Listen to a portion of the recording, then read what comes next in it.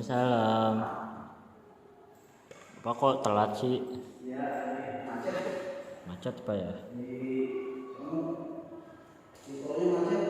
Oh, emang pakai motor, Pak? Iya. Pakai mobil. Oh, ya mobil. Ya, mau beli mobil. Alhamdulillah. Baik anak-anak semuanya. Gimana semuanya masih sehat? Alhamdulillah, Pak, baik. Kita mulai aja ya. Bismillahirrahmanirrahim. Assalamualaikum warahmatullahi wabarakatuh. Waalaikumsalam warahmatullahi wabarakatuh. Baik.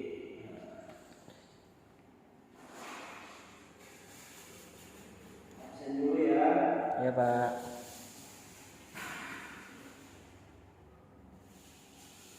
Alfian Sasaputra. Hadir. Hadir, Pak. Ajis Mubarak. Sakit, Pak. Sakit. Iya, Pak. Sakit ya. Iya, Pak. Mudah-mudahan cepat sehat ya. Amin. Terus Siti Mawardah. Lagi kamar mandi, Pak. Kemudian Siti Julaiha hadir. Ada, Pak, di belakang, Pak. Baik anak-anak, kita mulai aja ya. Mata kuliah pada kesempatan pagi hari ini. Semoga pertemuan pagi hari ini kita semua mendapatkan ilmu yang bermanfaat. Amin. Baik, untuk pertemuan sekarang kita akan membuka yaitu dari akidah akhlak yang bertemakan dengan iman pada kita Allah Subhanahu wa Ta'ala. Nah, aku mau nanya dulu nih, siapa yang tahu berapa kitab-kitab Allah yang diturunkan kepada para nabi dan rasul? Ada 4, Pak. Ada 4. Ada 4. Baik. Coba sebutkan satu. Kitab Zabur, Zabur. 2. Taurat, Taurat. 3. Injil, Injil. 4. Al-Quran. Sebelum kitab-kitab itu diturunkan oleh Allah, Allah sebelumnya menurunkan yang namanya suhuf. Siapa yang tahu suhuf? Lembaran-lembaran, Pak. Iya, lembaran-lembaran. Oke. Kita lanjut ya berikutnya.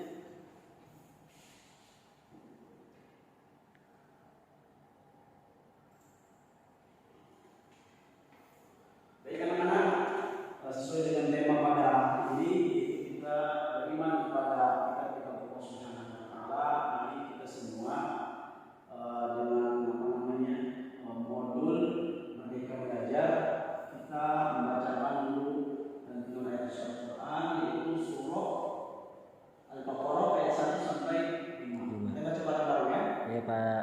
Oke. Bismillahirrahmanirrahim. Alif Lam Mim.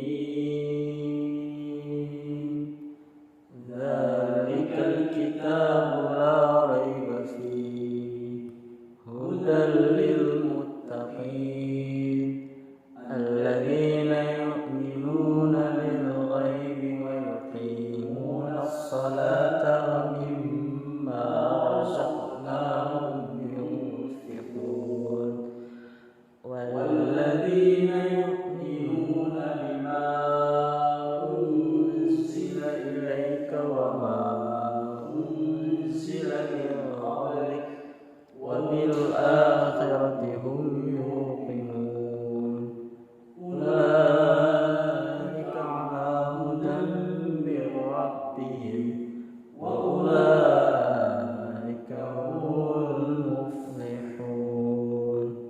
Shadaqallahul azim.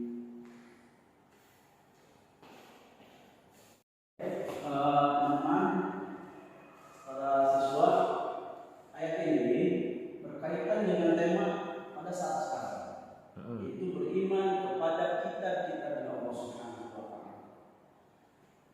Ayat ini adalah ayat ayat dari surah Al-Baqarah. Alif Lam Mim. Allah a'lam bihaqqiqatil murad.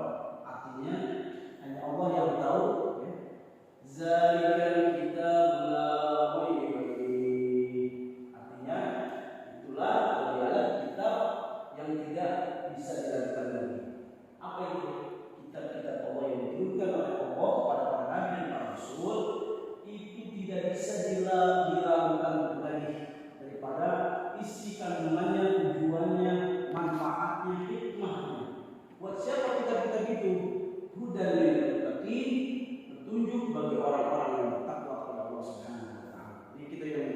semua, ya, kita semuanya orang bertakwa. Ya. Kenapa kita disebut orang bertakwa? Karena kita lagi menjauhi larangan Allah dan sedang menjalankan perintah Allah Subhanahu wa taala. Baik teman-teman. Jadi kenapa Allah Subhanahu wa taala menyebut dalam kitabnya Al-Baqarah ini, ya, surah Al-Baqarah ini kemudian diletakkan petunjuk bagi orang-orang yang bertakwa. Kemudian apakah Al-Quran ini tidak ditujukan kepada orang-orang yang tidak bertakwa? Para teman-teman semuanya. Jadi arti daripada hudal muttaqin ini adalah Al-Quran tidak meragukan kembali, tidak bisa didapatkan. Artinya Al-Quran itu diibaratkan sebuah matahari yang bersinar menyinari semesta alam, ya. Nah ini ibarat Al-Quran. Al-Quran itu sebenarnya menyinari kepada semua makhluk yang ada di dunia ini. Mau dia agamanya Muslim atau agamanya non-Muslim, semua dikasih petunjuk. Akan tetapi matahari ini kenapa di Bogor itu terang, di Jakarta hujan? Di Bogor terang, di Jakarta mendung. Kenapa? Sedangkan matahari ini sudah memberikan cahaya kepada alam semesta. Nah ini artinya ketika Bogor itu diterangi matahari itu tembus dengan alamnya Bogor. Kenapa matahari yang menyinari kota Jakarta tidak tembus mataharinya ke alam semesta yang ada di kota Jakarta? Karena dia tertutupi oleh awan, tertutupi oleh kabut yang tebal sekali.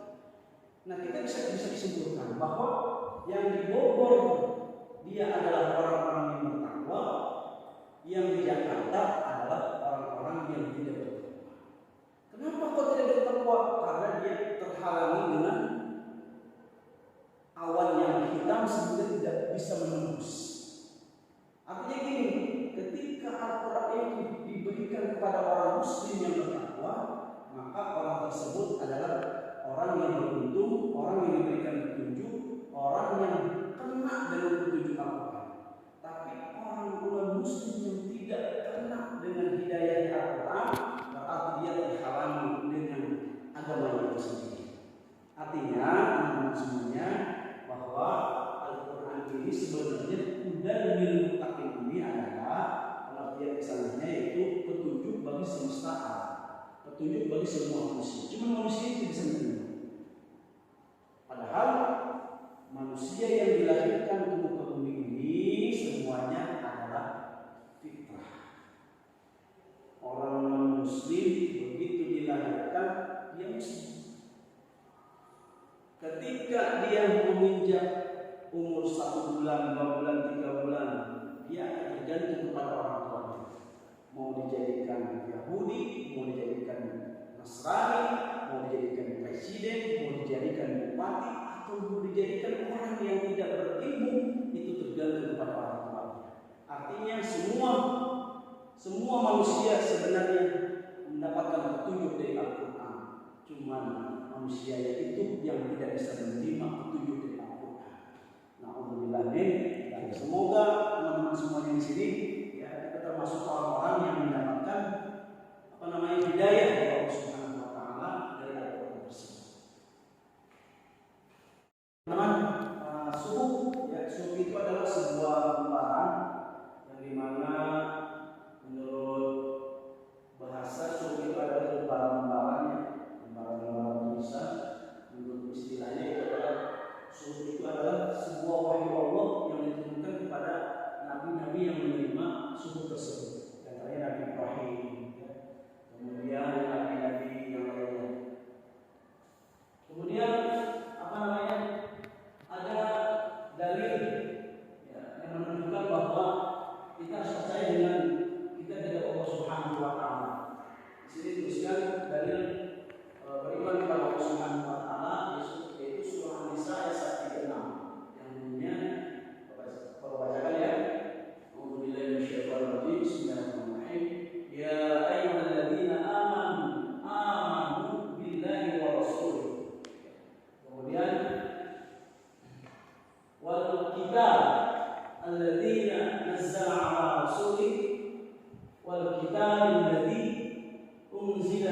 qaul.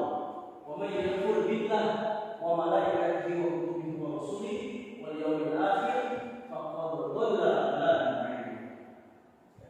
Yang artinya, wahai orang-orang yang beriman, tetaplah beriman kepada Allah Subhanahu wa taala dan Rasul-Nya, yaitu Nabi Muhammad, pada kitabnya yaitu Al-Qur'an yang diturunkan kepada Rasul-Rasulnya, dan kitab yang diturunkan sebelumnya.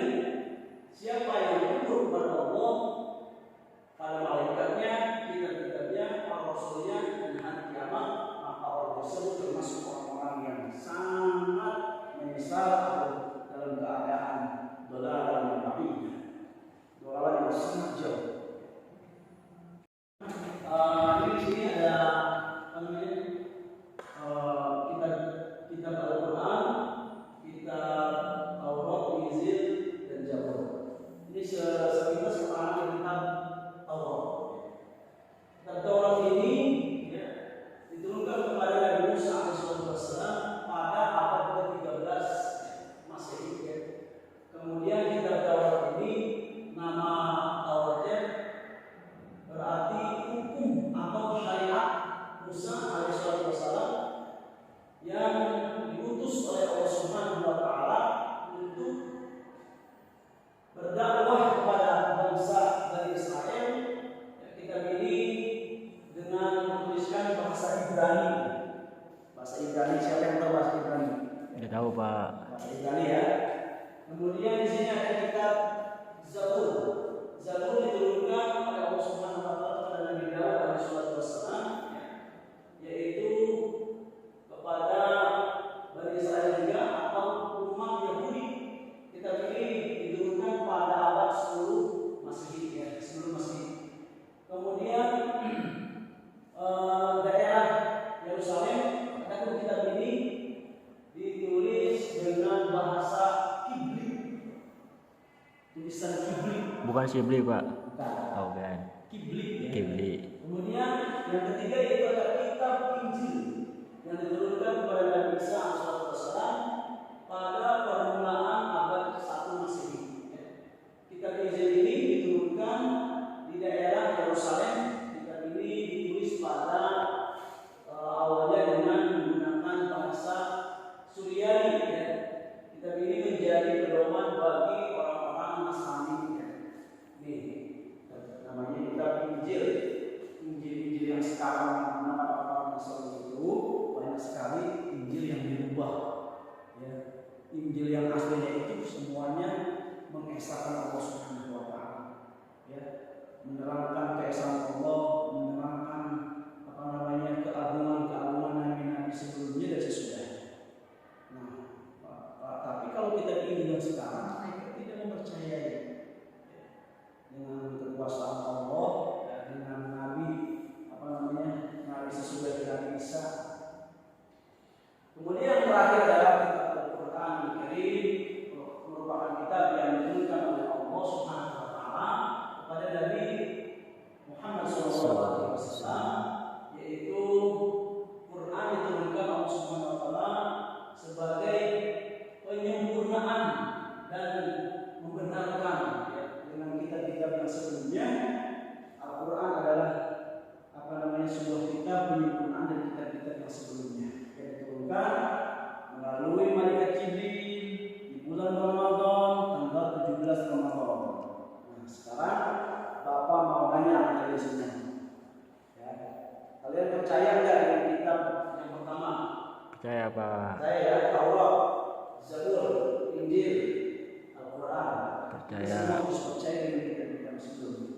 Karena diterangkan dalam dari tadi bahwa kita harus percaya dengan kitab Al-Quran sekarang dan kita harus percaya dengan kitab-kitab sebelum Al-Quran. Itu pedoman atau inti daripada iman kepada kitab-kitab Allah Subhanahu wa taala. Baik teman-teman, kesimpulannya kita harus percaya dengan kitab-kitab yang diturunkan oleh Allah Subhanahu wa taala ya. Dengan mengimani, membaca, mengamalkan, dan harus benar-benar kehidupan kita ini kehidupan Al-Quran. Ada yang mau bertanya? Saya Pak. Apa? kan Al-Quran itu kan diturunkan secara berangsur-angsur Pak, engkau sekaligus. Nah, berapa lama sih Al-Quran itu diturunkan secara berangsur-angsur itu? Baik, bagus pertanyaannya ya. Saudara Uji. Jadi Al-Quran itu diturunkan oleh Allah pertama di tempatnya itu di Gua Hiro pada bulan Ramadan tanggal 17 Ramadan. Surah yang pertama yang diturunkan adalah surah Al-A'raf. Ya. Dari ayat 1 sampai ayat 5. Kemudian Allah menurunkan dari 17 Ramadan itu berapa lama Allah menurunkan Al-Quran berangsur-angsur sesuai dengan kejadian-kejadian yang dialami oleh Rasulullah SAW yang Bapak baca dengan kisah ya, dalam yang Bapak baca dalam kajian-kajian kita di kitab agama Islam itu 22 tahun 2 bulan 22 hari.